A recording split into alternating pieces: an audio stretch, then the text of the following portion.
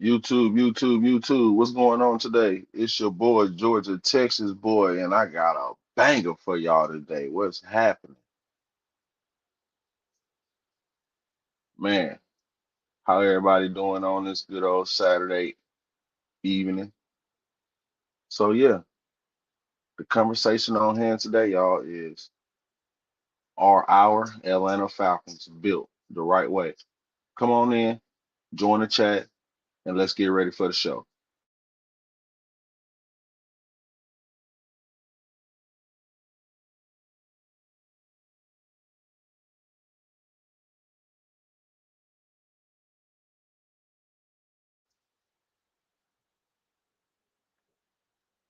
So the question on hand today, are the Atlanta Falcons built the right way? Tonight, we're not talking about highlights. We're not talking about fantasy stats. We're not even talking about wins yet. Tonight, we're asking a bigger question. Are the Atlanta Falcons built the right way? Because in the NFL, success doesn't start on Sundays. It starts with structure. And for the first time in years, our Atlanta Falcons aren't just changing players. They are changing how decisions are made. And when you look around the NFC South right now, this division isn't dominated. It's available. We just watched the Carolina Panthers win our division with an 89 record. 8 wins. That doesn't scream powerhouse. That screams opportunity. So the real question becomes, which organization is positioned to take control?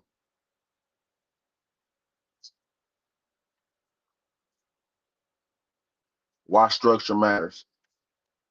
Structure matters a lot in the NFL, as we've seen just for being Atlanta Falcons fans. Us being Atlanta Falcons fans, we have seen just because you have talent doesn't mean you're going to automatically win and get success. We have seen with Falcons fans, just because you have a certain coach, it might not work. But one thing we can understand, if we can put the proper people in position to lead this franchise, we could take the next step to be a perennial playoff contender. But why structure matters? The NFL teaches us the same lesson every decade. Talent rotates, coaches change, quarterbacks rise and fall. But the teams that stay competitive year after year, they have alignment. The Chiefs, the Eagles, the Ravens, different rosters, same organizational clarity. Winning isn't accidental, it's engineered. And our Atlanta Falcons, they are attempting something new, not a rebuild, a structural reset. So as we going into 2026, as we know, the former regime is all gone. The former structure of Rich McKay, the GM, and whoever on board is gone. The new power structure in Atlanta, we have Greg Beatles handling the business side. So he is the new CEO and president. He will be handling all revenue operations and organizational management, staying outside of football decisions. On the football side of things, we brought back our guy, Matt Ryan, the Matro. He will step in as the president of football. His job isn't coaching. His job isn't alignment. His job is to come in here and to set a vision, to set a culture, to set direction. Then that brings in the new general manager, Ian Cunningham, who has experience working for the Ravens, the Eagles, as well as the Chicago Bears. His job is to come in here and to have complete roster control, to set and amplify his scouting philosophy and deal with contracts and the draft identity. And then comes to our new head coach, Kevin Stefanski. His job is to come in here and lead the execution and put the vision that Matt Ryan has implemented on the field. So as we know, the vision of this team is to be a run first team, heavy play action with with an attacking defense and a special teams that can give us good good field position, whether we're punting or kickoff returns. Speaking of coaching, one of the things, one of the very most important things that Kevin Stefanski and Matt Ryan did when bringing in this new coaching staff was retaining Jeff Obert and retaining almost over half of our defensive staff. This let the players know development matters, continuity matters. The defense does not have to restart from zero. So that could help the veterans like Jesse Bates, who have been here, I believe this is year 4 now, and the defense hasn't been to where it should be for getting a player of Jesse Bates' caliber. So I understand the meaning of keeping Jeff Obert to let the defense know the development you did in 2025. We want to keep that continue. We want to keep that running in 2026. We brought to have a clean slate for special teams. We hired Craig Augerman to be our special teams coordinator, as well as Chase Blackburn, the former Rams special teams coordinator, to be the assistant special team coordinator. As we know, under the former special teams coordinator, there was too many inconsistencies that cost us games. We know that for sure. And hopefully with this new regime, the championship window can open for our Atlanta Falcons. So let's dive deeper into this discussion, the offense identity. So as we know, this will be a Kevin Stefanski-led offense, but as we know, Tommy Rees will be the offensive coordinator, and he will be the one calling the plays. So under Tommy Rees and Kevin Stefanski, the Falcons are shifting toward a clear identity: run first, play action heavy, quarterback friendly, controlled tempo, efficiency over chaos. And this system is designed to maximize specific weapons: Michael Penix Jr., Drake London, Bijan Robinson, and Kyle Pitts. The goal isn't asking the quarterback to save the offense. The goal is building an offense that supports the quarterback. That's modern quarterback development. Just look at how the Bills have did with Josh Allen, how the Ravens have did with Lamar Jackson, how the Chiefs have done with Patrick Mahomes, and so on, how the Houston Texans have done the exact same thing for CJ Stroud, as well as the Washington Commanders before injury have done the same thing with Jaden Daniels. You're building an offense to where it's not dependent on the quarterback, but having a solid top 5, top 10 quarterback can always help the situation. Just look at the 49ers with Brock Purdy. He was Mr. Irrelevant, the last person drafted in the draft, and he's already been to 2 Super Bowls, as well as got a new contract in the NFL. So anything is possible if you have the right system and the right structure at hand. And now we're going to get into the power structures of the NFL. There are 3 types of power structures in the NFL. You have a collaboratory form, where it's the president and the GM. You have the full control GM, and then you have more of a power owner influence in the NFL.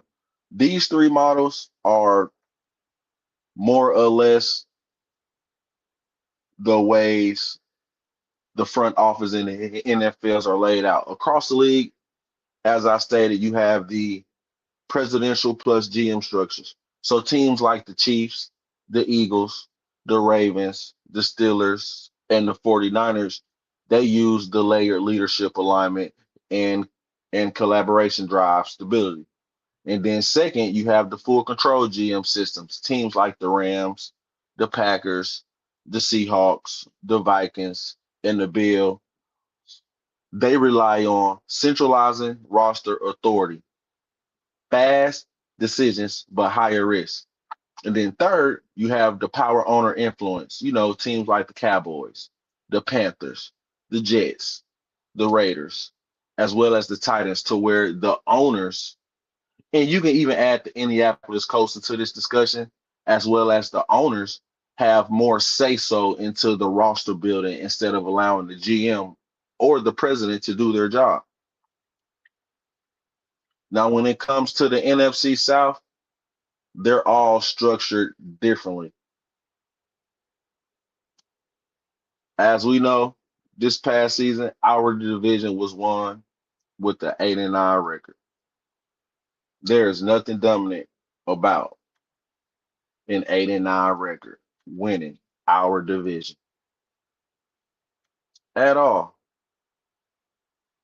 The Carolina Panthers, they only got into the playoffs because we beat the Saints. If we would have lost to the Saints, it would have been Tampa Bay. And still, our division was won and would have been won with the 8-9 record. And we probably would have been the last team in the division if we didn't beat the Saints. But it's still, we have the clearest organizational direction in our division. This is no longer just a talent race. It's a stability race. And stability usually wins. And let me say it directly. Carolina earned the banner, but 8-9 doesn't build dynasties. Structure does. So let's get into the timeline of our new front office and what the structure is implementing in the plan to help develop the Atlanta Falcons to be a perennial playoff contender.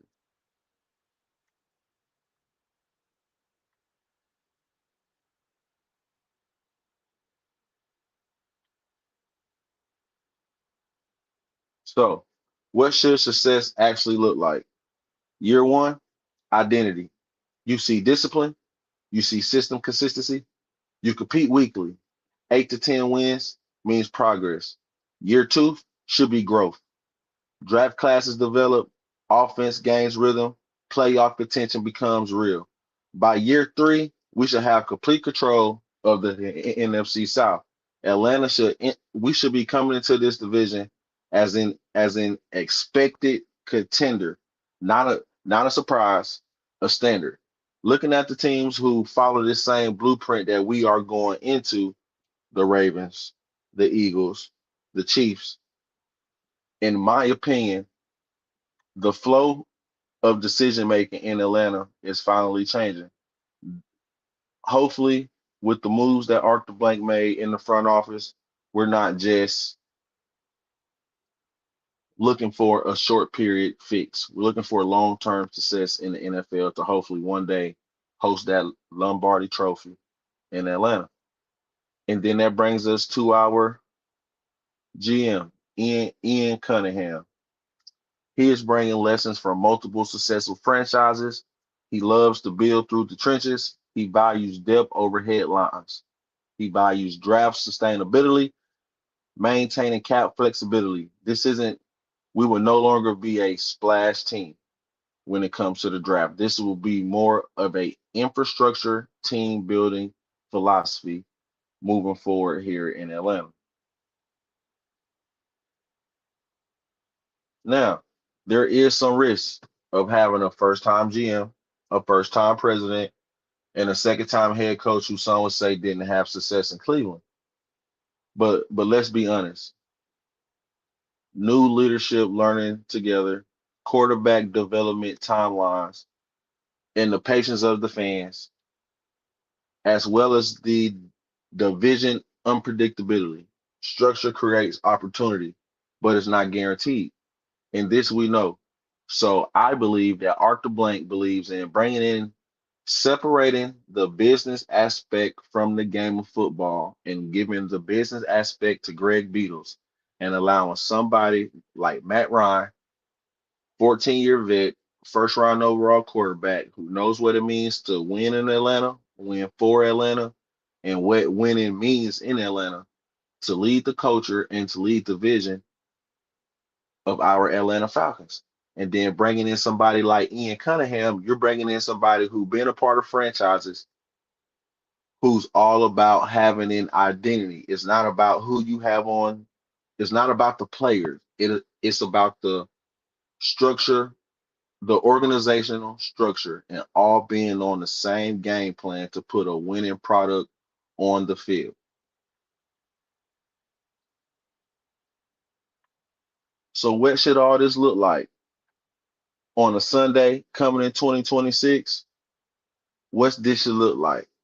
What should Falcons football feel like? We should be expecting a physical run game. I understand we were a Y zone team, but now I feel like we're going to be hitting those gaps, and we're going to be a more physical to where the run game is going to set up the offense. We're going to be a play action team. We're going to be disciplined on defense, and we're going to execute on special teams. There is nothing else to ask for when it comes to this team in 2026.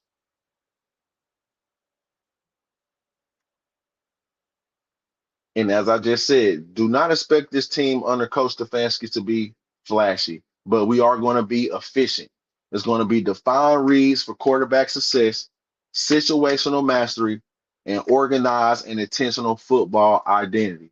As I stated, as Matt Ryan has stated almost in every interview, the identity of this team would be a run first, heavy play action team with the physical disguising defense to where we can attack you from every aspects of the field. We are no longer just going to leave stuff on the field. We are going to bring it.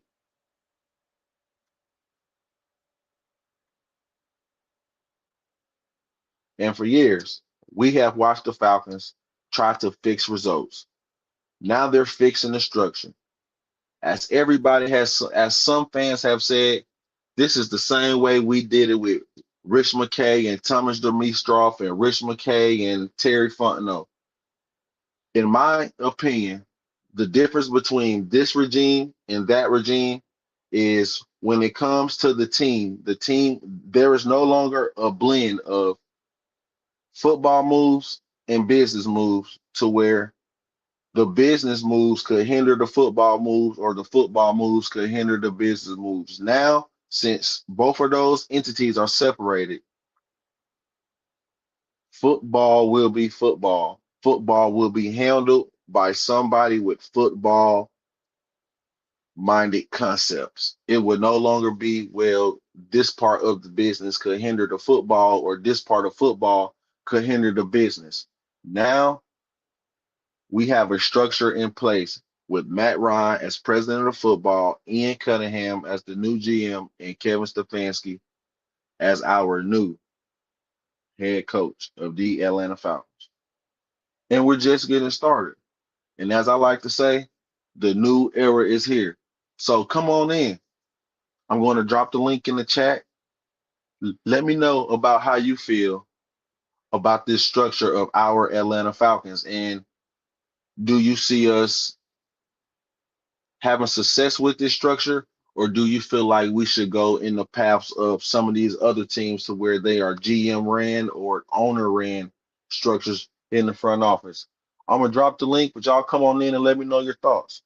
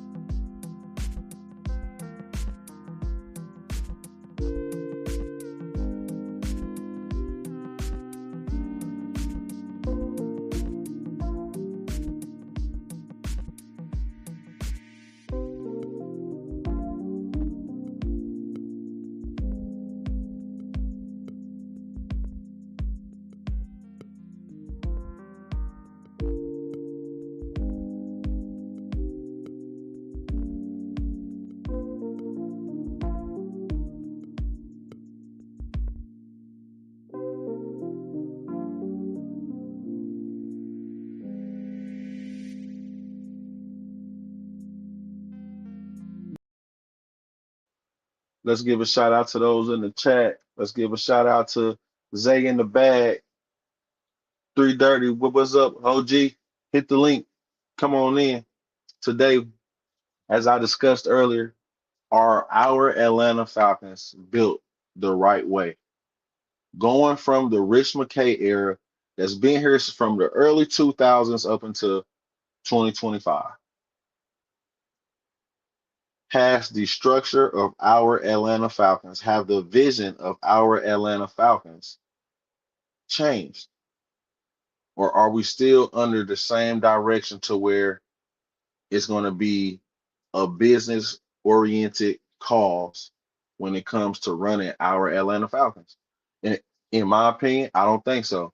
In my opinion, I feel like bringing in Matt Ryan, you're bringing in somebody who's football first, and giving Greg Beatles the president slash CEO role.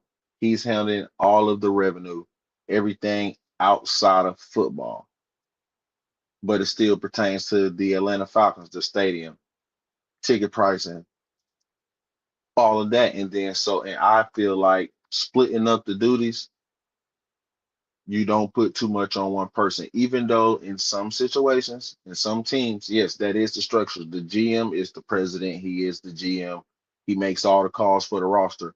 But in our situation, Arthur Blank felt like that wasn't the situation. Arthur Blank felt like he wanted to split up the duties, and that's what it was. Greg Beadle, you're going to handle the business side of the Atlanta Falcons. Matt Ryan, you're going to handle everything pertaining to what's on the grass, the uniforms, who we bring in as a coach, who we bring in as a GM, what is this roster is going to look like, what type of identity and vision and culture are these 2026 Atlanta Falcons are going to have? What type of play are we going to have on the field? What type of team are we going to showcase to the NFL? Or are we going to keep going down the same thing that we've been going through since 2016, 2017? It's been like a repeat effect. It seems like with there, we go get the right players, we go get this coach, but the up top structure was still the same. We were still under that Rich McKay umbrella. So this is the first time for some of us Falcons fans, because it's been over 20 years, that we are finally about to see the Atlanta Falcons operate in a way we haven't seen them seen. We haven't seen them operate. Rich McKay is not here. Yes, we did have some good days under Thomas Dimitroff, but when he was doing his contracts, it was a lot of top heavy contracts. We all can agree with that. Hopefully, bringing in Ian Cunningham and bringing in some of the things that he got to see working with the Ravens, working with the Eagles, and working with the Bears. We have seen since he was with the Bears in 2020 to now, that team went from worst to first. And yes, he wasn't a GM, but him being the assistant GM, the Chicago Bears made that role for him. The Chicago Bears never had an assistant GM ever in the history of the franchise. So that should say a lot about Ian Cunningham. And for him to go through those three types of franchises, three different directions, three different building pillars, and to be able to put all that together and bring that here in Atlanta, that could finally help us get that Lombardi trophy. But it starts at the top, like the same way everybody was saying if we just fired Raheem and allowed Terry to do his thing. It starts at the top. But as we've seen, the common denominator was always Rich McKay. So we had to clean house. We had to come in and bring in a new set of eyes and bring in a new vision and a new direction.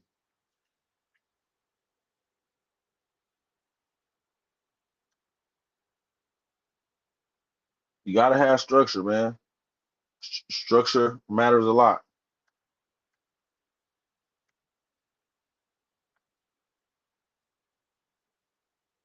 This is the structure. Greg Beatles is handling everything to do with the business. Matt Ryan, he is the vision. He is the alignment.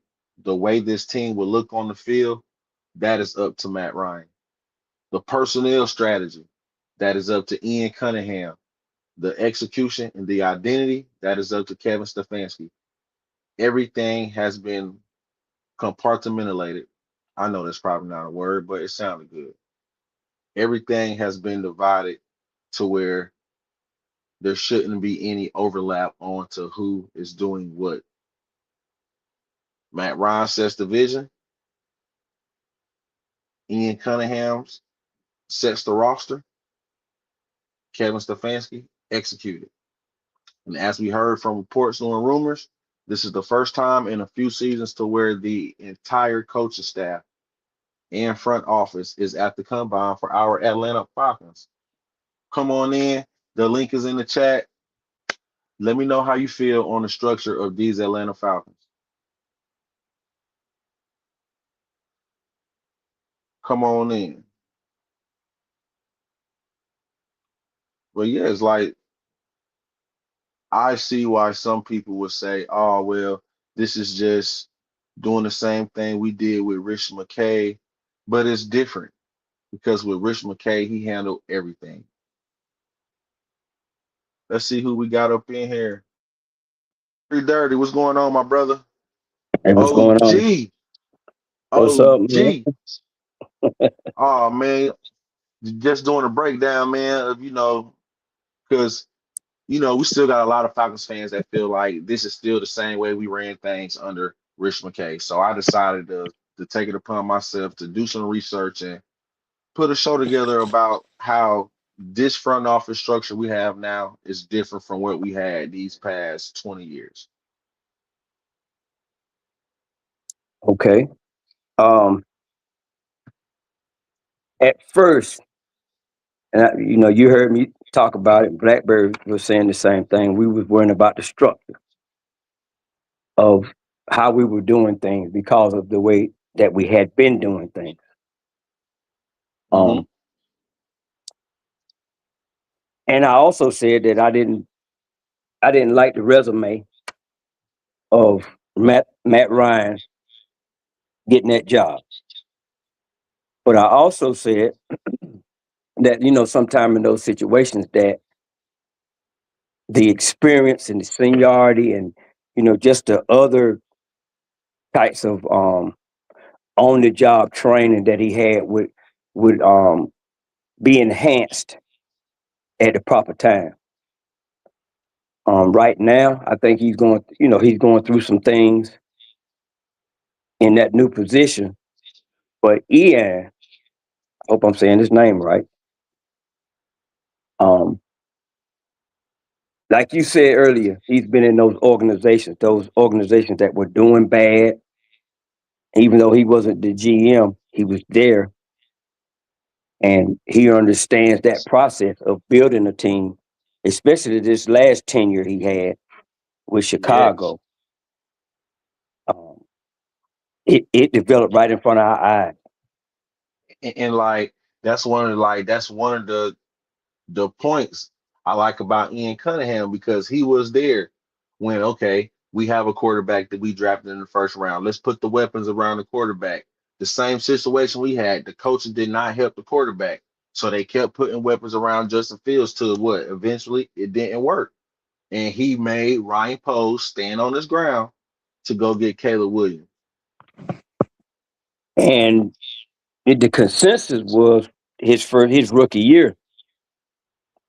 I know, as far as I'm concerned, was this guy's gonna have a rough time at it. I'm not gonna say he wasn't gonna develop, but I just was looking at him like he was really having a rough time, and I was hoping that he was not gonna be overwhelmed, with what was going on his rookie year. Oh But yeah. but a lot of people look, sometimes when you look at a overall resume of a person, you might need to kind of really look at the last part of that journey because the early on stuff might not look good, but as he went along, Cunningham I'm talking about, Hmm. he was going to these organizations, and his last tenure. Even though he wasn't the general manager, I'll say it again, it still was a great build, Yeah, and he was because part I of was it. doing my research and it was saying about Ian Cunningham, he made Ryan Poles stand his ground just past offseason into improving that offensive line and improving the defensive line because he was ready to trade away those picks again and to move away from improving the trenches. So I feel like bringing in somebody like Ian, we're bringing in somebody who is going to what what he say he is going to do, he is going to do. It's not no more beating around the bush, beating around the bush or word salad when it's come to trying to determine what the GM is going to do. And that's the same thing I like about Coach Stefanski. He's not coming in here to be your friend. He's coming in here to do the job. You can call me an asshole, but I plan to come in here and execute and get the job done effectively. Oh no, you definitely can't be trying to be friendly and do a lot of smiling and befriending people. You may can let your hair down when you've established your culture and your winning pedigree or whatever pedigree you're trying to toughness or whatever you want to do. Then you might be able to kind of lay back a little bit at certain times. But right now, they got to be strictly business. You know, not taking any compromising if it's not going to be for the team, for the logo, for the franchise, Yep. And for the then I new did my era. research. And then Right. I did my research. We are not the only team who has this type of structure when it comes to the front office. Yes, they have maybe progressed or elevated over time, but the Chiefs, they have the same type of structure that we have.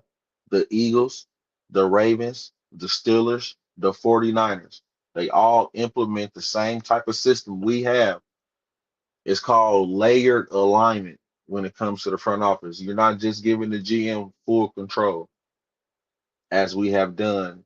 Well, when you really think about it, did Terry Fontenot and Thomas Dimitrov have full control, or was you tell me what you want to do and you pass it up to Rich McKay? I think it was the latter. Until like now, Matt Ryan says, okay, listen, this is the vision, this is the identity, this is the culture. Go put it together. But when you going back to Chicago, um, they came and got great Yeah, to and that's something that I've been asking. I've been looking for them to do those type moves in the free agency, and everybody pretty much was saying that Grady was done.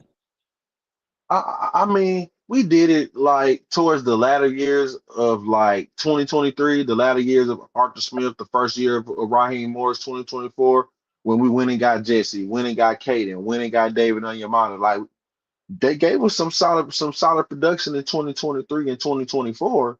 It was just I like people want them to go out and yeah, like and then remember, we tried to go get Montez Sweat. The Bears just outbid us. We tried to go get Danielle Hunter when he was a free agent, but Houston just gave him a few more million. So we can't say that Terry didn't try to build his team, but I understand what you're saying. But I also feel like when it comes to when it came to Terry, the identity and the vision, it wasn't set. Like I feel like every year, yeah, I'm gonna go get the best player available. I'm stuck on this player, so no matter what, I'm going to go get this player instead of having a vision and an identity. Like, okay, we need these types of players. We're looking for these types of players. Like, just like the Eagles and the Ravens and the Steelers, they stock up the depth. Like, okay, I know this guy could be out the season in 1 or 2 years. I already has his replacement on the team. We ain't got to worry about that season looking for his replacement. But that's I never agreed with the best player available. I know a lot of people was on the bandwagon. Well, not on the bandwagon. I'm not gonna use that word. They were Shout out to agreeing Black with it. Jedi. But I didn't agree with that. I was always like, why would you go shopping for one item and you got a certain amount of money to get it with, but you get in there and you buy another item because it's on sale. Yeah, but when we sit here and think about like hindsight, past tense, when we sit here and think about how Terry operated, it always seemed like once he was locked in on a guy, that was it. It was nothing else. I'm going to go get my guy. Once I'm sold, I'm sold. And then it goes back to the day that they drafted Michael Penix. As soon as he drafted Michael Penix, he had to turn around and explain to Art the Blank why you drafted Michael Penix after giving Kirk Cousins 180 million. Well, I'm gonna say this, and hindsight would get me on this one, but I didn't really agree with the Bijan draft because of what Algier had done the season prior to that draft pick at the time. Yeah, I'm glad we got him now, but I'm yeah, like, we got other major needs, and we just doubled down, and we just pushed this gem that we found that gave us 1,000 yards and go in the first round and get another running back. yeah. And I was But at great. that time, when Kyle Pitts, I think that was the season when Kyle Pitts had went down. He got hurt. You had to bring another offensive weapon, and bringing in Bijan to put with Drake without the knowing of how Kyle Pitts would come back from injury. Hindsight, looking into it, it was a perfect move. But yeah, I totally agree. Like having a running back like Tyler Algier, you took him in the fifth round, and for him to have 1,000 yards, and then you go draft another running back in the first. But I agree. Like if I had to choose between Bijan and Jalen Carter, I felt like at that time Jalen Carter had to get out of Georgia at that time. So I felt like the Bijan pick was a pick because now you have a all around weapon in Bijan than what you didn't have in Tyler. Even though we also had bad play calling that kind of pushed Tyler to the side to make Bijan the face of the team. Yeah, because of the draft politics. That's what that was. A lot of it was that. Um, we're gonna push. You know, I guess um, Algier was our good back. It was the gem. We got him for a steal with the production, but then we went out there and bought another vehicle and made Algier the work truck. So we only drove him to work. So Black But Jedi say this regime is going to do things very differently than the last one. From drafting to who they hired. When was the last time the Falcons had a two-time coach of the year head coach? I agree. Like like this feeling right here, it got me really feeling like we're finna go back to those early Mike Smith days, those Dan Reeves days, to where we're gonna run the ball down your throat, and if you can't stop it, you can't stop it. yeah, that I agree with you said Black Jedi. Hmm. Yeah, I agree with you, man. I got a gut feeling that the more pieces that they put together, the stronger everything else is gonna look. I think they right now they just sitting back and they're really doing their late night work, man, and they're trying to make these moves. And I think a lot of them going to surprise everybody. They're going to make sense, but they're going to surprise everybody. And at least it'll be different than what we Oh yeah, normally do. like don't expect this team to be a flashy team like those Atlanta Falcons offenses of the past, to where yeah, the quarterback finna throw for 4, 5, 600 yards. Probably not six, over exaggerated. But I think those days is over. I think we're finna put our head down, put that hard hat on, and get to work. Like we finna run it down your throat and then hit you with a mean play action when you got Drake, Kyle Pitts, and whoever we bring in as wide receiver two, and his offense is gonna open up. Hopefully, we bring in more fullback and get back to that power structure to where we can hopefully go back to some high formation schemes and run it right up the gut. Like you ain't gotta be fancy. If you got the tools and you got the scheme, let's put it together and let's get to work. I I think too much these past few seasons, it was too predicated on still trying to be a part of that Kyle Shanahan coaching tree. Like still trying to implement that scheme some way here in Atlanta ever since the Super Bowl. And I feel like if you really wanted that scheme, you would have found a way to keep one of those coaches who left with Kyle Shanahan after we lost the Super Bowl. If you really wanted that scheme so much, you should have found the reason for someone to stay. And I felt like that's one of the things that's been holding us back, as well as some other things from making it to the promised land and competing for a Super Bowl title. I agree. But like um Cunningham also, these are the things that I really look at. What kind of environment did he come from? He come from an environment, man. Even though like we said, they built up built up the roster, but the pedigree and the tradition, the championship, um, high caliber play mentality was still in the building, no matter what they did. That's why when Chicago come to Atlanta, they take over the stadium. You know, I've seen it. I think Yeah, I've but seen like Chicago and Atlanta about 3 or 4 times, and they just take over. That they those bring are in the those fans and the teams, players. Go those ahead. are those teams, they built the culture. Like, see, we kept trying to build the team. Like for these past few seasons in Atlanta, it always been like, okay, if we go get this player, if we go get that player, we gonna make it. You know what I'm saying? Like there wasn't a plan implemented. It was always let's just go put this peg in this hole and see if it works. And that normally don't. It might start out looking good, but it don't last. And that's what we seen. That's what we have seen. It started out looking good, but it didn't last. We ain't sniffed the playoffs since 2017 at all. And when we did, we done had this division in our hands, a weak division. It just withered away. That's the worst We part of it right there. You can't like, win when you winning. come on, You can't. That's bad, ain't it? come on. Yeah, Like you cannot win when you winning. That's a terrible combination. when it really come down to it, and like people was like, yeah, we ended the season on a 4 game winning streak.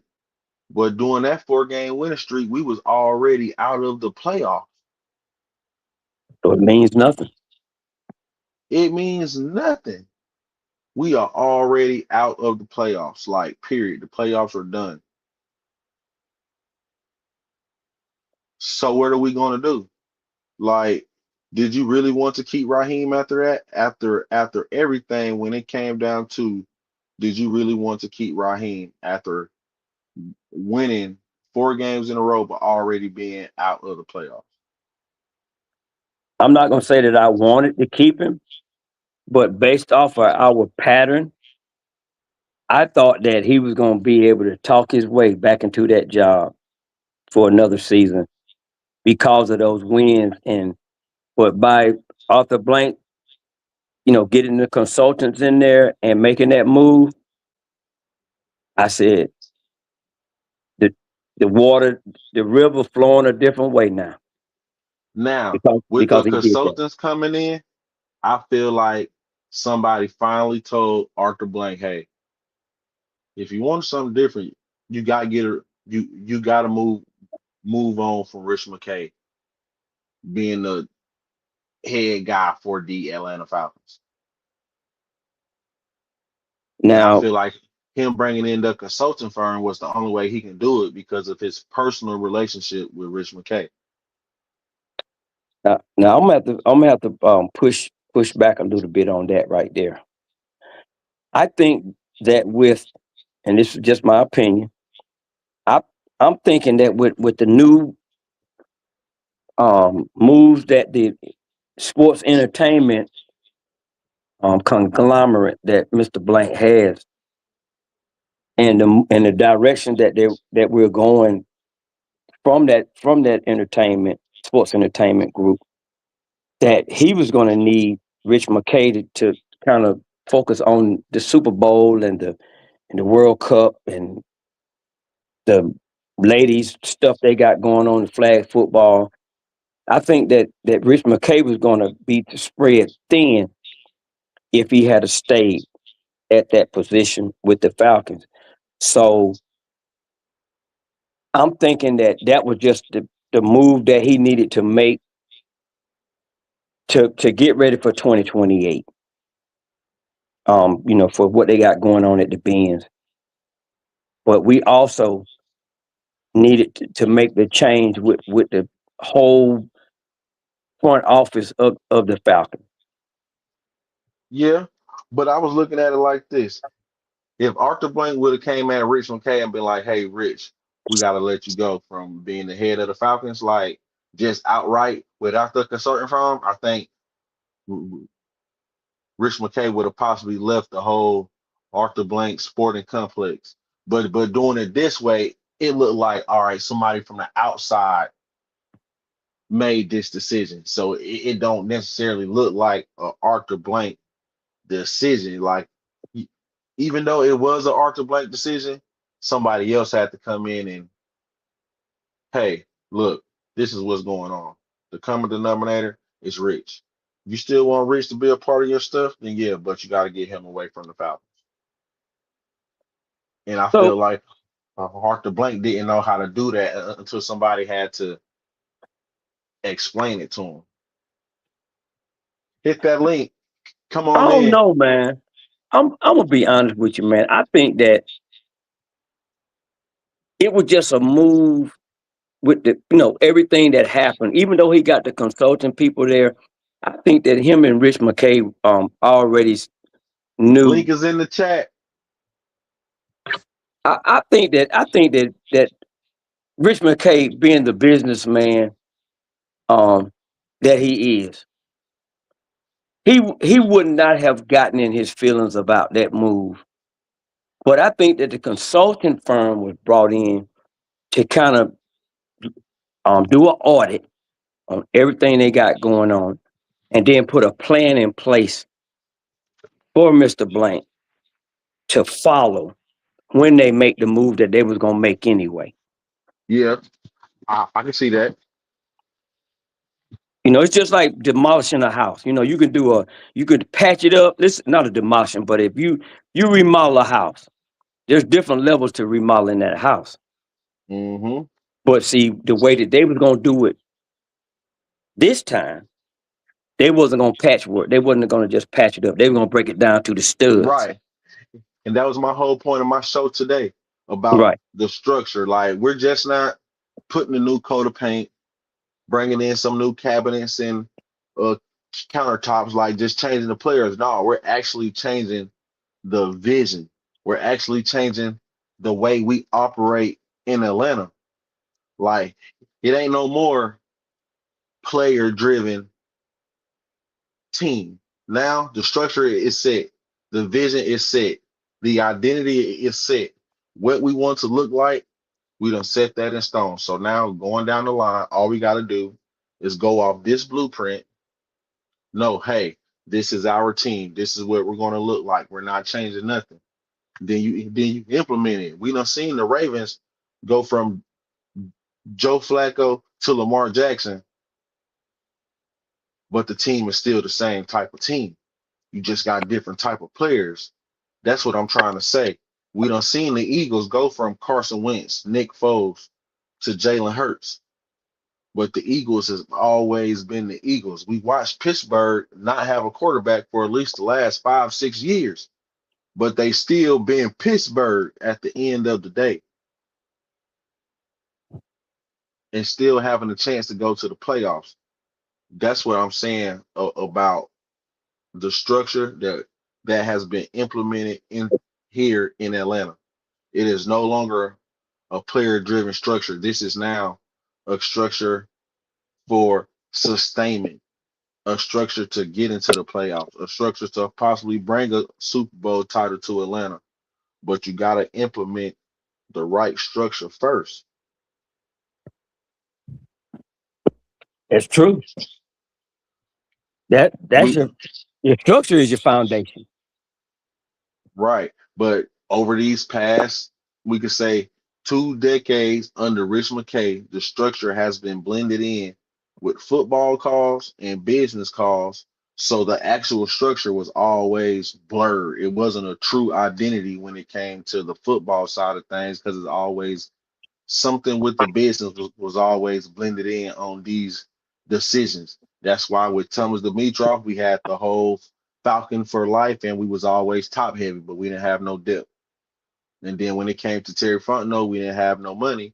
And then when we did get some money, we brought in people, but we still didn't have no depth. Yeah, that's terrible when it goes on year after year after year. You just can't seem to fix it or get it right. It's the same thing year after year. It just got a different facade on it. Like this year, it looked this past season, the same thing. It looked different. Last year, oh, we thought we was over with it, 6-3 with Kirk Cousins, and boom, the same thing. The first three, the all of the 3 years with Arthur Smith, it was that. And then all of that goes into the effects of okay, so why would you pay a player like Kyle Pitts long term? He hasn't done this or done that. Because look at the structure. The coach who drafted him say, yeah, I'm gonna draft him fourth overall, but I'm gonna put him on the field and use him as a decoy. So my third and fourth string tight ends can get touchdowns. And then when I get fired and go be the offensive coordinator in Pittsburgh, I'm gonna go take all those third and fourth string tight ends with me. He definitely did that now. But he went to a team with the pedigree also, and they managed to make the playoff.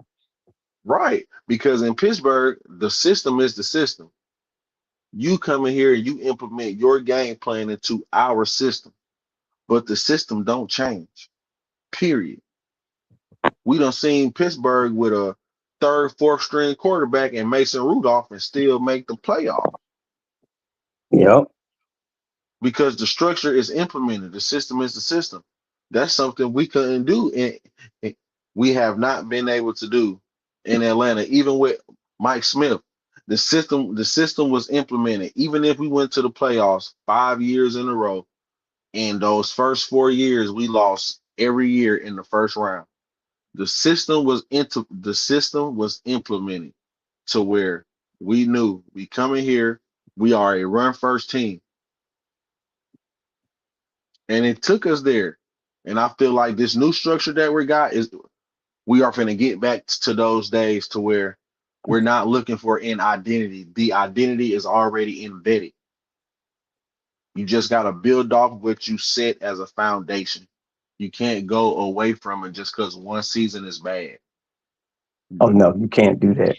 Yep. That's my whole Then point. that means that you didn't really have a lot of faith in the system. Until you ran into adversity, it came out.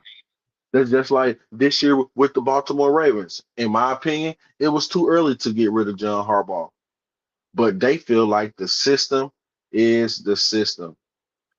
And in their opinion, they're going to bring in another guy who can fit the system. They're not changing nothing. They're not going to go in and start drafting different or the front office is going to start moving different. No, everything is going to be the same. They just brought in a new leader to implement what they want on the field. Do you think Pittsburgh gonna do the same thing? Yes, like Pittsburgh, I feel like they was in the same boat. But the thing with Pittsburgh, they always, in my opinion, the fans and some of the people in the organization, they were ready to have that top quarterback, the developer quarterback or big name quarterback. And they felt like under Tomlin, just look at these past few seasons. The only top quarterback they had was Aaron Rodgers. Yeah, and he had too many miles on him to be a future quarterback for them. Like, so I think that was the whole point of bringing in a Mike McCarthy, because you watch a Mike McCarthy develop a Dak Prescott. You watch a Mike McCarthy help develop a Aaron Rodgers and a Brett Favre. So you've seen this. So he knows what it takes to develop a quarterback. So finally, Pittsburgh is looking at it like, okay, let's keep our system implemented, but let's go away from the defensive head coach and let's bring. We know no matter what we do, we're going to be a run first defensive team. So let's bring a guy to help shape the offense. And we never had those conversations when we talk about these Falcons. No, because everything was what Rich McKay wanted to do. If Rich McKay wanted to do this, this was what was done.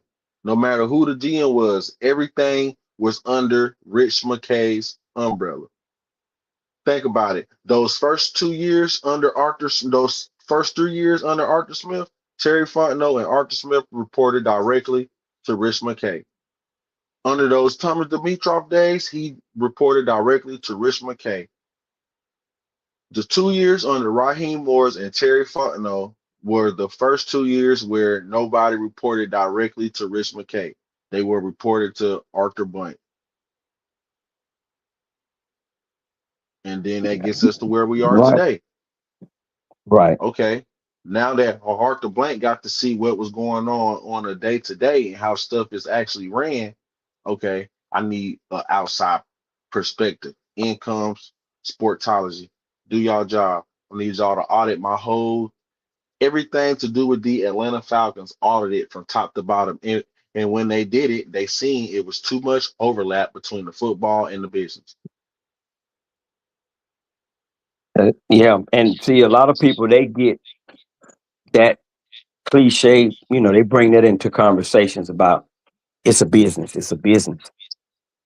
Sometimes you have to put the business to the side and just go back to old fashioned football. When you're making your moves, because that business side of it will motivate you to put it in front of the success of the team. You might save $10 million, but that player that you let go or you omitted to get, it's what broke down your defense or what broke down your offense or what didn't allow you to get the depth that you needed. In a position, and then when your big dog go down, then you have nobody to back him up. Then here comes JD. Exactly. So when the football and the business is mixed I can't say for every team, but when it comes to the Atlanta Falcons, when football and business was mixed, that's why you get a JD Bertrand starting instead of going to go get a free agent or moving somebody. That's why you got your third team, your third string right tackle starting instead of going to go get a right tackle and free agent when both your right tackles go out in training camp. That's why your wide receiver core was shot because your wide receiver two broke his collarbone in training camp and he wasn't the same. So when it comes to us, mixing business and football wasn't working. No, look, it's just like having a business, and it was like my business. The first thing my accountant told me, you need to have 3 accounts over here in the business name. Do not take your money and mix with the business money, and do not take the business money and mix with your money. And That's why they tell you when you get some money or you get something large, don't put it in your name, put it in the business name. You make a in the large business name, purchase it in the business name. exactly. It's saving you the liability. But I felt like Arthur Blank had that relationship with Rich McKay, and they done had all this successful business outside of Atlanta. He didn't want to tarnish their relationship, in my opinion. Yeah, So bringing in sportology, that was the way to break the bridge of getting Rich McKay from the Atlanta Falcons, but not breaking the bridge entirely with Rich McKay. I still need you. I just yeah. don't need you to be a part of the Falcons. And look, and like you said, he didn't want to mess with that relationship. So what he did was, um, he took the franchise to a marriage counselor, a neutral voice that was trained in that field. So when they spoke, Rich McKay and Arthur Blank had to respect what the information that they gave him.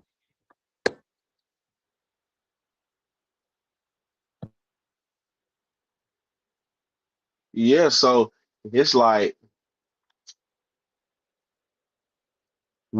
with this new structure, we could come in here and have a retool or a remodel like Houston, like Jacksonville, like the Bears, like the Patriots, like the Seahawks. Because remember, the Seahawks didn't have the same structure they got now. John John Snyder just became a full control GM in 2024. Prior to this, Pete Carroll as head coach, he was the head coach and the president. He called all the shots.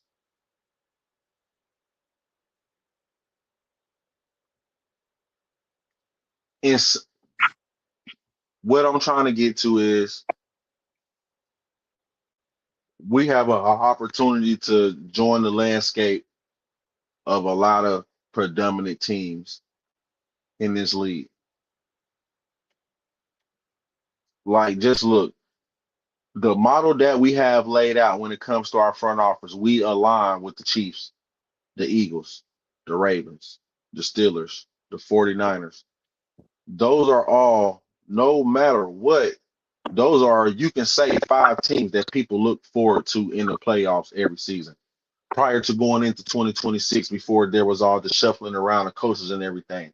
Those teams that I named right there, when the season starts, you already got a pimp, you already have them pencil in to go to the playoffs. That's true. But you know Um, what else? A thing that kind of disturbed me. No matter how we felt as fans I'm gonna say since Super Bowl, and even before that, we're gonna skip the successful years. Even, no matter how the fans felt, the experts that were picking the game, the records, doing a prediction of the record, they never had the Falcons winning, having a winning record. Even And now, yeah, going into 2026, right now they have us at 6.5 wins. that's that's kind of sad, man, but that's okay. Even even if Michael Penix come into the season healthy, and we're bringing back our you bringing back the same defense, you are bringing back of a better in tune offense, and you got us winning less games next season than we did this season. Yeah, that's what I'm talking about. I don't know. I don't know where they're getting it from, but they've pretty much been accurate.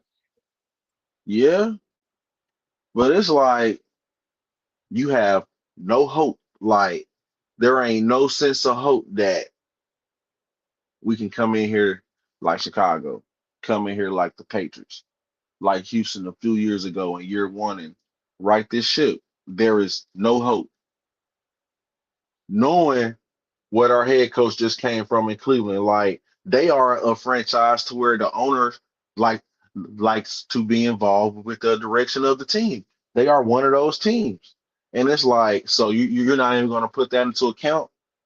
It, I don't get it. I don't get it because because this is why I say I don't get it. Everybody says that we have weapons, right? True. And everybody feel like we can bring in any quarterback to run this offense. So why do you feel like this is only a 6.5 win team?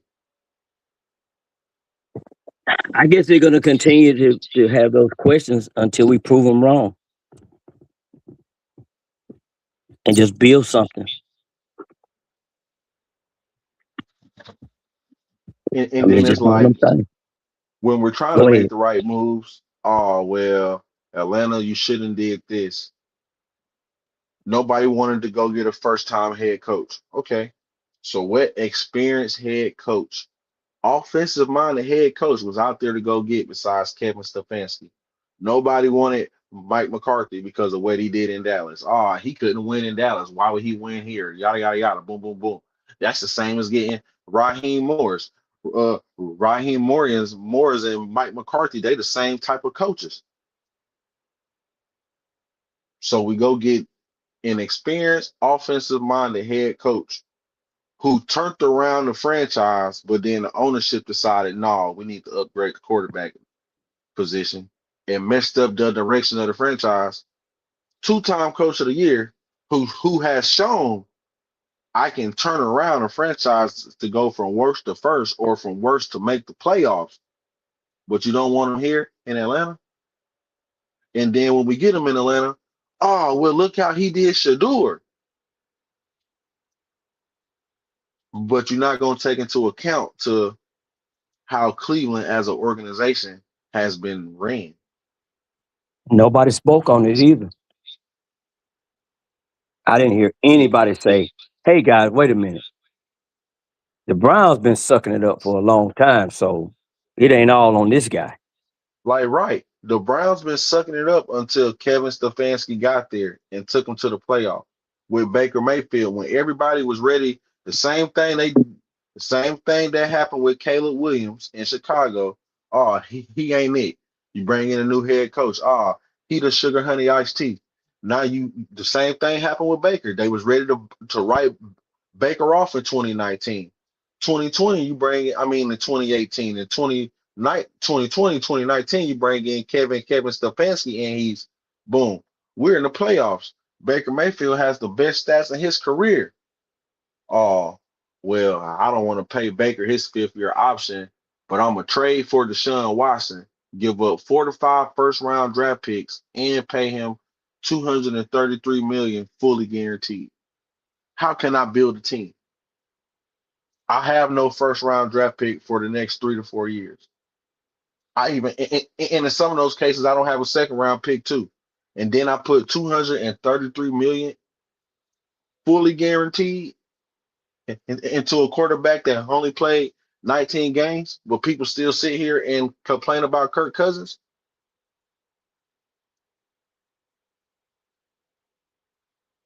That was just, the thing with Kirk Cousins, man. It was just the old cliche: when it rains, it pours, man.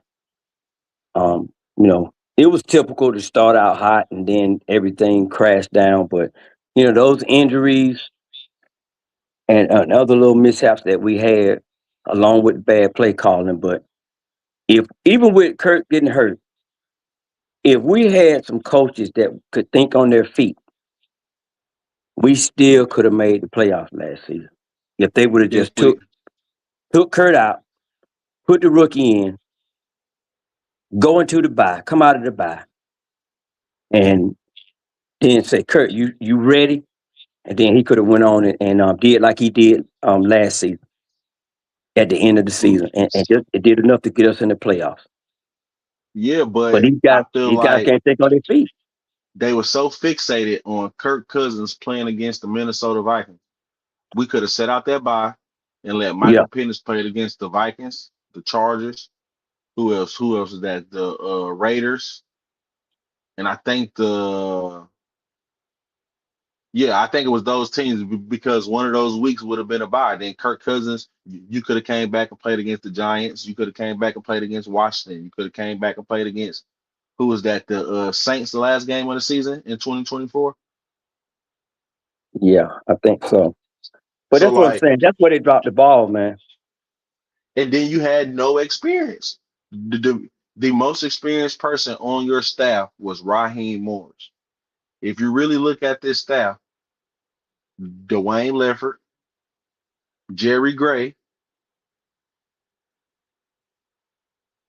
Out of that, how many like TJ Yates was experienced, but they didn't have him in the position that he was supposed to be in. He should have been a quarterback coach, but they had him as the wide receiver coach and the passing game coordinator. Like they, and then we had too much inexperience. You had too many 1 or 2 year guys on this coaching staff. You already got a young roster as it is. Now you got a young coaching staff. Who's teaching who? Who's And then learning the, from who? And then the ones that you did have with the experience, they was in the wrong positions. So we were just all over the place, man. This was not organized, and I think that's where my theory about the resume of Matt Ryan is um gonna make me feel pretty good about the hire when they get everything in place, and then you see two football players overseeing this new era that we going into. Yeah. And that's what I like about this new structure of the front office. Now, the football decisions is made by football people. Exactly. It's, That's it's not it's not business driven. It's not blurred. No, the football decisions will be made by football people, and that's what I like. Like we finally have a clear direction of what this team should be. It's not going to be dependent on the offense. Like for those first 5, 6, 7 years of Matt Ryan's career, or really you can say his whole tenure in Atlanta, the whole team was dependent on Matt Ryan. Just like now, we're still trying to make this team dependent on a quarterback instead of just building the team.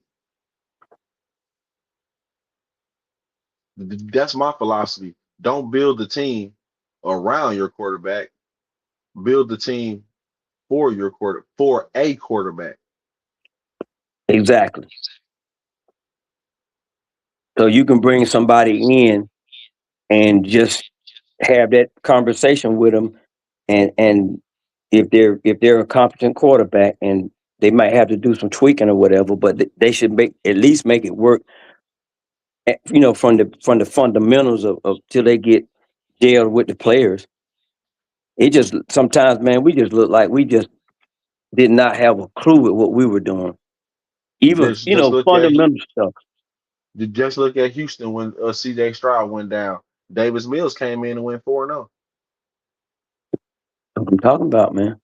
Or what about when Lamar Jackson went down and who was that? Tyrod Huntley. He came in and Yeah, did a solid job for when Lamar Jackson get like that's my thing. Don't build the team around your quarterback. Oh, I got a running quarterback so I can have a smaller offensive line. I don't need this weapon, that weapon. No, build the team for a quarterback. So no matter what, the quarterback can come in here and be successful. Because and we if have that seen the NFL has showed us you ain't got to be the most talented, most uh quarterback to win. We done seen some less talented quarterbacks win the big dance. Just look at Sam Darnold.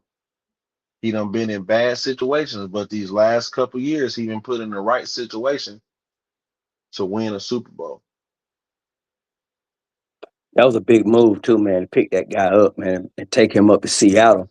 But like you said, that team was already had a dynamic defense, but that offense was if you look at the players, they were built for a competent quarterback with the seniority in the league.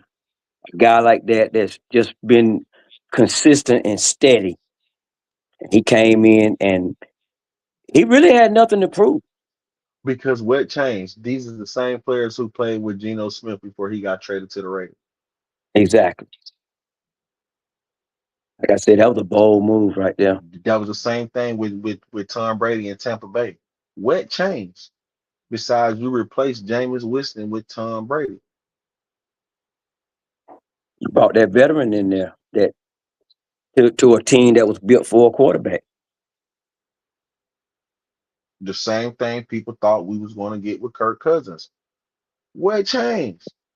The quarterback. It was the same weapons that Desmond Ritter and Tyler Heineke had in 2024.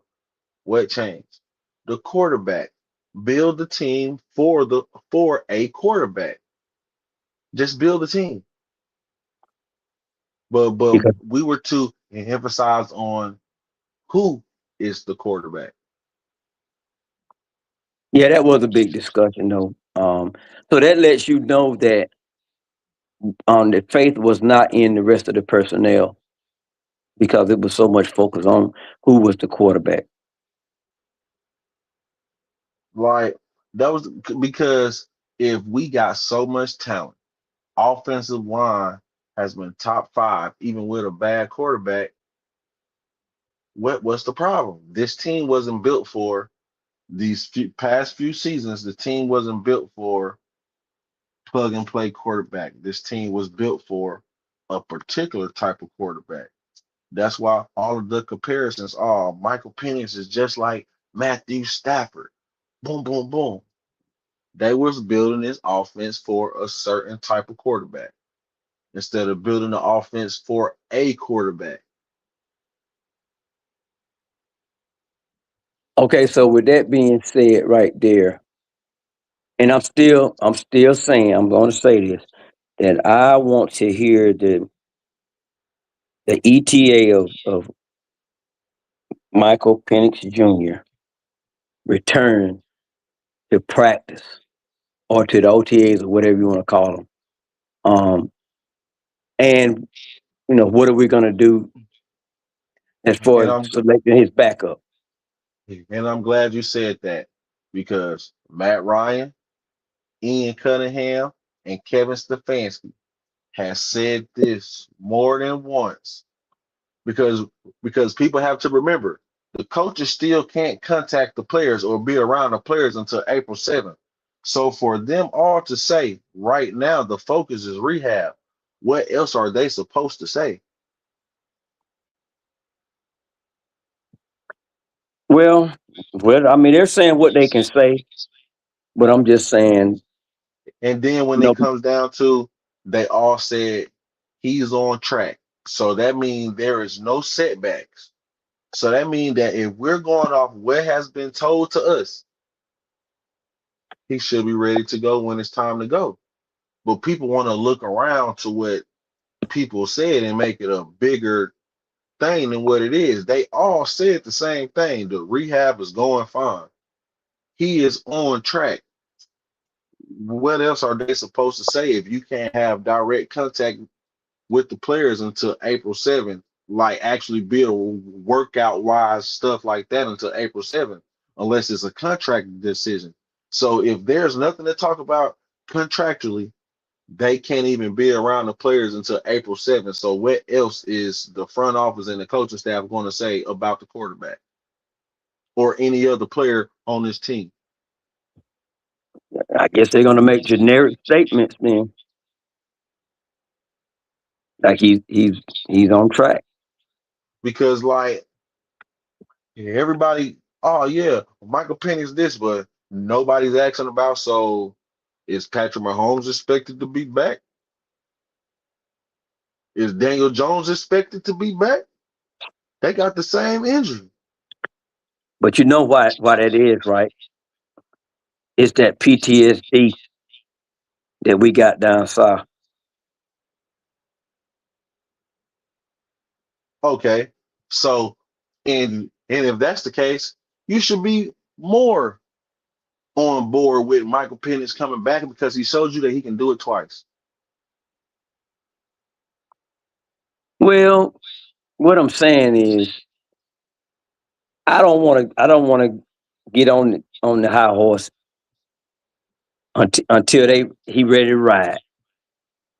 Because we done been through this before. Hmm. So I'm just gonna sit back and just enjoy the process, man, and maybe I'll learn something along the way about these guys, without clouding my vision with expectations.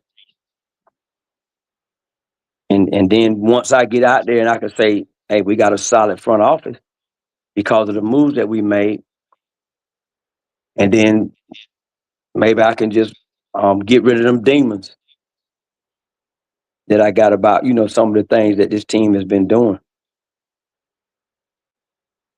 That's Yeah, just me. but I feel like that's why they had to come in here and you, you already. This is basically a new roster because we got so many young players, but you had to change out the entire front office. You had to change the structure. Like you had to go from copper pipes to PICs. Like you have to change the foundation. You have to go in here and do some real remodeling instead of just putting a fresh coat of paint on there and saying that, hey, this house is ready to go. You have to go in and do some real foundational moving. And I think that that's what the Falcons did in bringing in Matt Ryan and Ian Cunningham and Kevin Stefanski and making Greg Beatles in charge of all of the business decisions, splitting up the duties, but all keeping it under one collaborative umbrella. Yeah, you're right. But you know what? In that reference, that's almost like remodeling the house. You redo the floors and everything, and then um you find out that you still got galvanized pipes under your house. Yeah. It's just Where you put in new sheetrock and new paint, but the pipe's still leaking. So you just did all that exactly for nothing. right. Yeah, now you got to go up under there and put some PVC up under there. Yeah, What going on, cowboy? Hey, what's going on, family? What's happening? What's happening? there you go. We was chilling on this good Saturday. You already know it. Yeah, I know it, right? Almost didn't want to do nothing today. The weather was so good. Man, I've been laying down all day, my brother, all day. Just Man. I almost overslept from a show. I had to set an alarm to make sure I wake up. Yeah, that's how you know you're enjoying it. Yes, sir. Yes, sir. I've been up here watching footage of the combine. I Same don't. here. Hey man, them running backs running. Yeah. I don't put a whole lot of stake into it. I just want to see what's out there, what's available.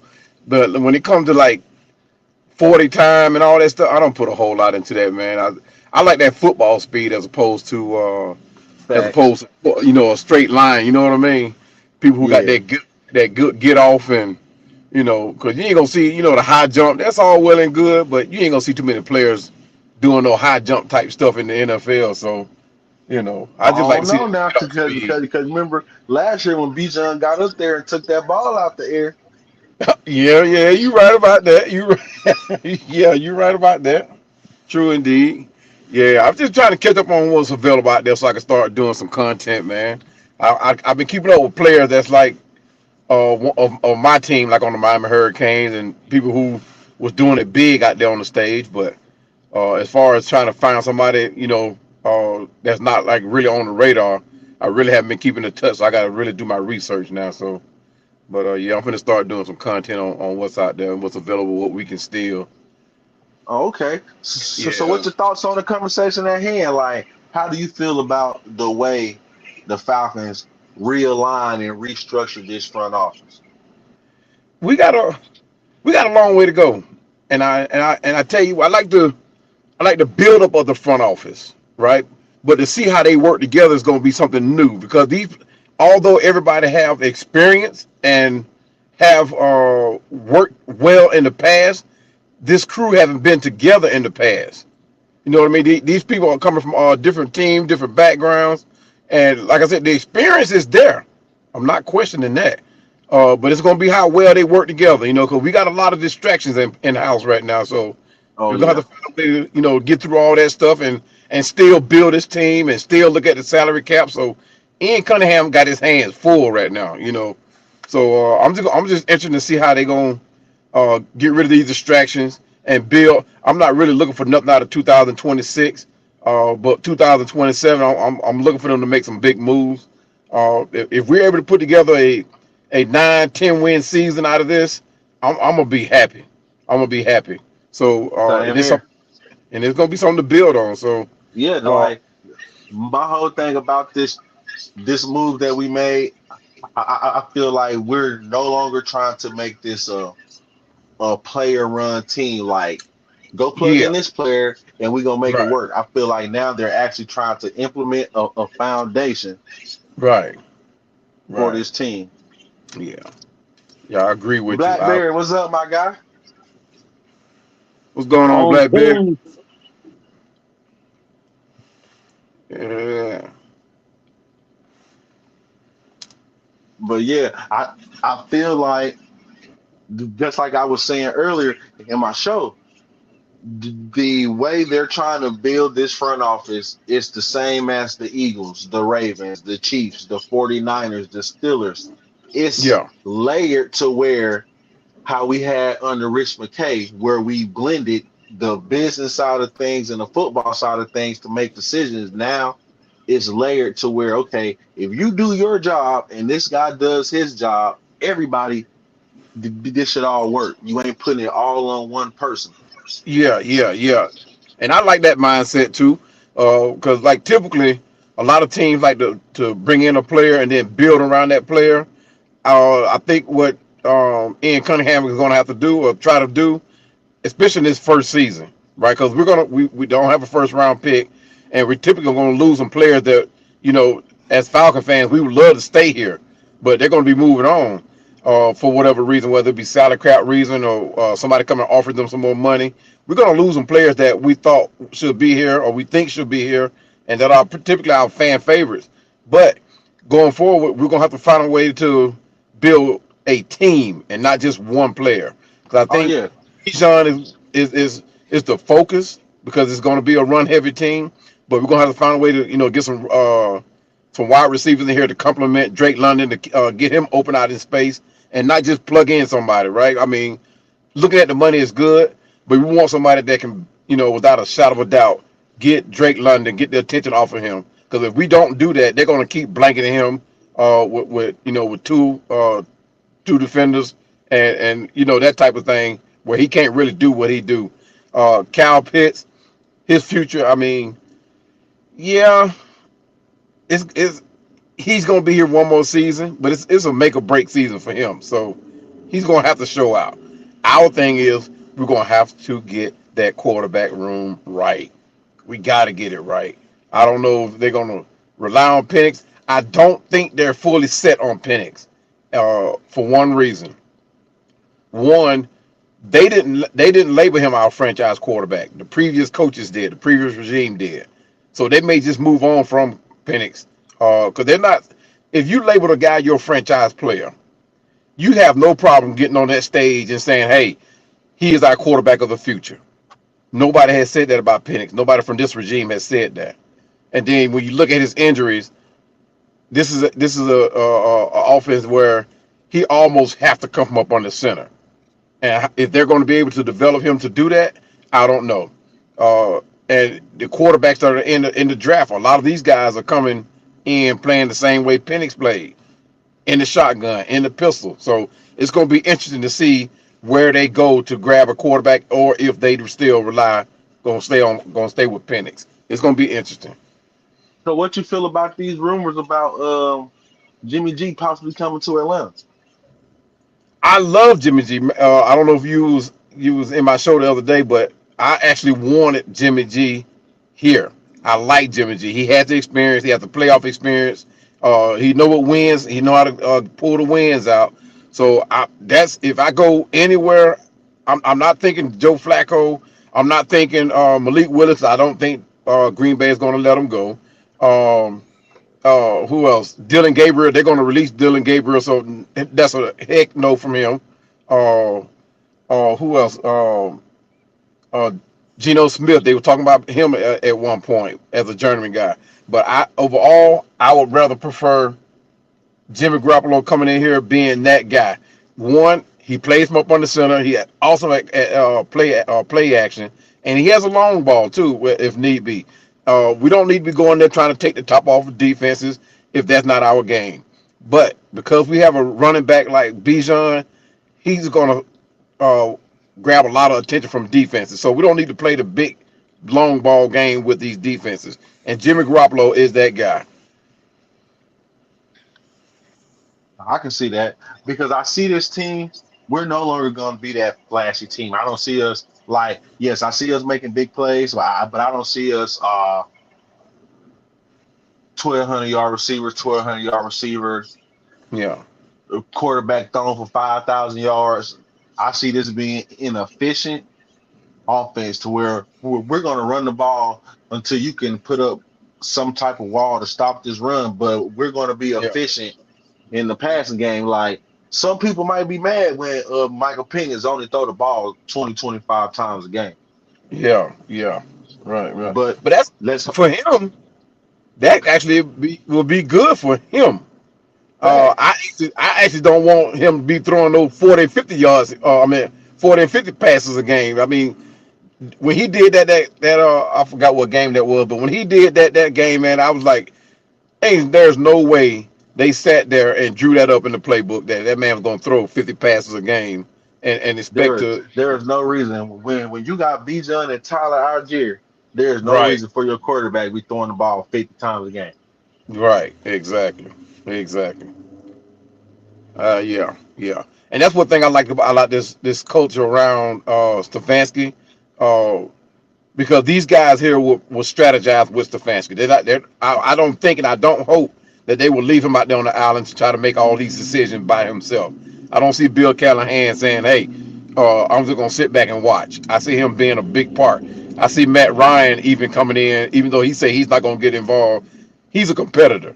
So I can see Matt Ryan even coming down out of that box and saying, hey, this is what I think we ought to try, that type of thing. So Stefanski has a lot of pieces around him that can help him be successful, and he's going to need that because, like me, I'm not fully convinced that Stefanski can handle what he has going on here in Atlanta with all the distractions, all the missing pieces that he need, and I just don't see it. I just don't see it. But it's like what we told the fans uh, prior to Raheem and Terry Fontenot being released. We gotta this is what we gotta be in tune for, because when you get rid of a general manager, get rid of a head coach, you typically rebuilding. So typically Yep. whatever previous regime brought in, we may just move on from everybody, you know. But it just so happened that we have players like a Drake London, we have players like Yep. Bijan Robinson, we have players like Cal Pitts that we can say, hey, we can build around this, that Yep. type of thing. This isn't your typical roster rebuild. This is a Right. structure rebuild. We're changing the leadership. We're changing the. Mhm. This is just like when some people in the workforce, you will see the CEO and stuff like that. They all get let go. You bringing in a new vision. You're bringing in new concepts to help the business. It's the same business. We still build the same product.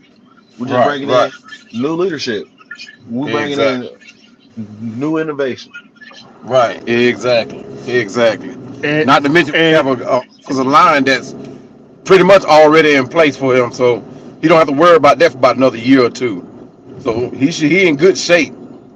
He just got to get the supplemental pieces like the CB2, the that second and third wide receiver. He just got to get those pieces in place. Shout out to Make Way Sports. Thank you for the love and the support. Blackberry, what's happening with you, my guy? what going on, y'all? Y'all doing all right today? Yes, sir. Yes, sir. And what's happening, Yes, Blackberry? sir. Appreciate you for How having me about on, man. yourself? I want to. Ah, I'm I'm doing. I'm hit. I'm heavily blessed and Eh, and thankful Wow. for my health and everything that I have. But I'm here Wow. to answer your. I'm here to answer the question that is on the screen. There are the Falcons built right? Now, I'm gonna answer your question in a very unique manner. Do you mind? oh yeah. The floor Okay. is yours, my guy. When we learned economics in school, what was the two factors to economics that's considered when going into the stock market?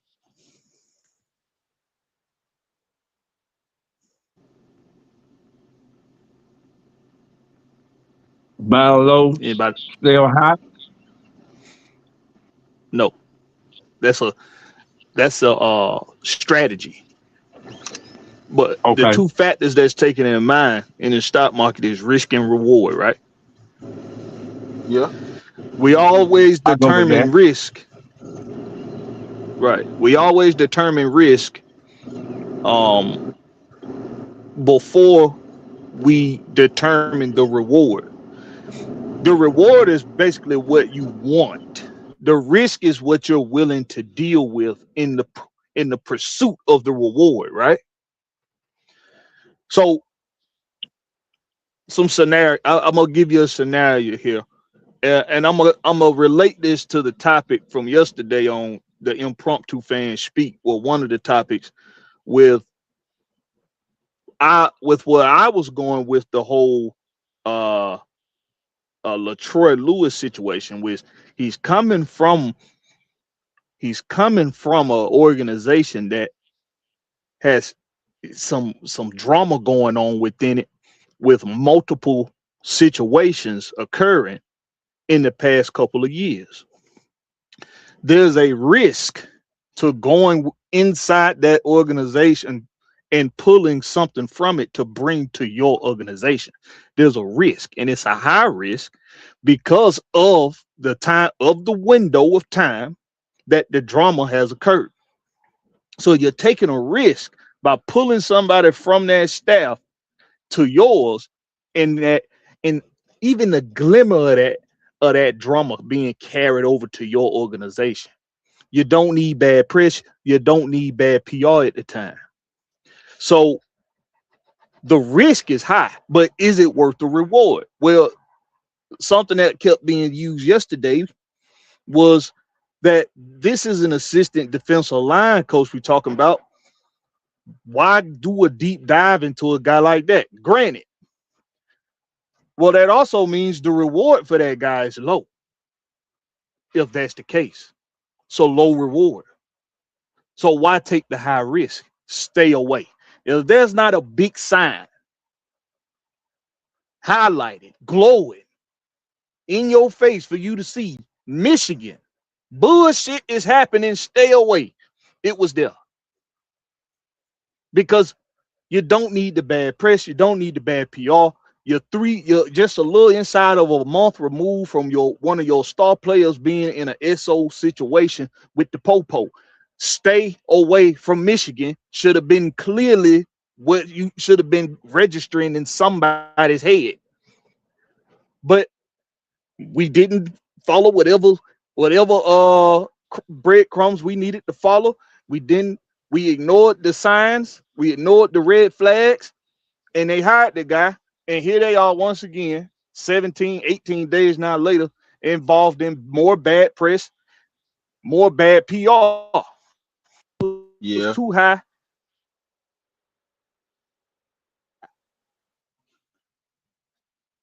Is that me?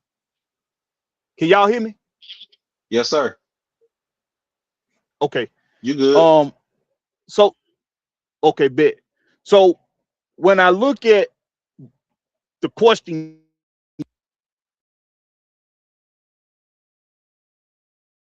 that we're attempting to build this team similar to how the Eagles built their team, or their front office. That's not the case, because their GM has been in Philadelphia forever. He's been there. He was raised through the ranks in Philadelphia. And in that raising of the ranks, he saw, my bad, y'all, my phone. But through the raising of those ranks, he saw a lot of trials and tribulations. But he also saw success. He saw failure, he saw success right there in the same organization. That's not the case here now in this front office. In this front office, we did something a little different. I get it. You said it's not all on one bad thing. Other organization. It's never been a bad thing in the NFL that a GM has these responsibilities, and it's all on him to take the rap if after 3 or 4 failed regimes of a head coach coming in there, he's relieved of his duties. It hasn't been a bad thing that when you get it wrong a couple times, but you get it right the third time, Philadelphia Eagles, you see success. You rinse and repeat. You have to move some pieces around. You got the teams in football for a couple years, but you're right back in the conversation again, right? Right. These are things And that's all on that general manager for Philadelphia. So now, let's say that question's asked over on the Philadelphia Eagles podcasters channel. Is this team built? Fans would say yes, because We in the conversation for championships. And yeah, we might not be in the best cap situation every other year, but we find ourselves in the conversation and we see success. We've seen success. Asking that question for the Falcons, we can't give you a yes or a no, Right. because it's too much has to be done now. So I see like, what you're saying. who that T Will? Is that T Will down there? No, that's Yeah. You see what I'm saying? Cowboy. Atlanta Falcons pandemic. Oh, Cowboy, what's going on with you, my boy? But as I he see what you're expressed just saying. a minute ago, So I Yeah, I go ahead, should have go. reworded it more. Is the Falcons heading into the right direction instead of are the Falcons built the right way, because we still haven't seen the results of what this regime can give us. So now that we're having this conversation will be more of after year one to see where we're headed into going into with this franchise, because as you stated, Or better we yet, after year two. yeah, I mean, Or, yes, because as you stated, we still don't know. We're hoping, yeah, but we still don't know what can we get out of this new alignment that we have. yeah, and see, I noticed on one of the PowerPoint, one of the final questions you had up there, you had the team is structure is modernized now, and I'm all cool with being with the times and adapting to the nature of the league, because that's necessary. You got to be able to, in business, you got to be able to adapt to the times. And when we was learning economics back in school, and we was talking stock market, and they taught us risk and reward and how to determine risk when you looking at the reward. When I look at that and I look at what the Falcons are currently doing, then it's absolutely worth the risk of modernizing your front office to what a lot of the rest of the league is doing. Because even if it don't start with us, at some point, another organization, even though it didn't happen this year, because we know Seattle still do things in a traditional manner with their front office, but at some point, somebody with this modernized style of front office is going to have the level of success that I measure, which is championships. That's going to happen at some point. We hope it's with us, but at some point that is going to happen because you see more organizations doing it, right? So because of that, I don't have an issue with that risk of being a now modernized structure. The problem I got is when you attempted to do it a style of this way before and it failed, what was your approach to adapting even further and evolving more? Well, we went and got Matt Ryan and created a position for him in the front office, president of football. How do you know, if I'm off the blank, how do you know that because you did that you're not going to create more turmoil within your organization and with your fan base? Because you got a very controversial figure in Matt Ryan in Atlanta as the president of football now. After Matt Ryan left, a lot of people that criticized Matt Ryan and didn't like Matt Ryan when he was head quarterback, a lot of them had to swallow some pride and eat some crow, because they seen that it went easy replacing a Matt Ryan, not by a long shot. We still haven't done it. What, 6 years removed, going on 6 years removed from Matt Ryan? And we have not been able to replace a quarterback. Teams like the Chicago Bears, they've never really had a real good quarterback until maybe now, right? The Denver Broncos just now may be replacing Peyton Manning. Before Peyton Manning, he was already with another organization. Look how long it took him to get Peyton Manning after John Elway retired. Replacing a quarterback ain't easy. And these Falcon fans that criticize Matt Ryan so much, they love him some Matt Ryan after the fact. But now you done put them back in a situation where you can make it to where these fans ain't liking Matt Ryan no more. If we don't see that success of that's being measured by championships, because while a lot of us content creators and a lot of us that come out and come in the chats on these content creator shows, like myself, like you, like Cowboy, we made a lot of us, and I'm saying us because I'm putting me in that generalization. We might measure success as just make the playoffs. Get in the playoffs, at least get to the playoffs, win the division. But in the general aspect of things, when you 60 years now, you're a 60-year-old organization, winless. The measurement is going to be moved up a bit because now you've put Matt Ryan in a situation where, okay, you looking at him to be the answer, not at quarterback, but now you're looking at him to be the answer in the front office. If we didn't see success with him as a quarterback, and a damn good one at that,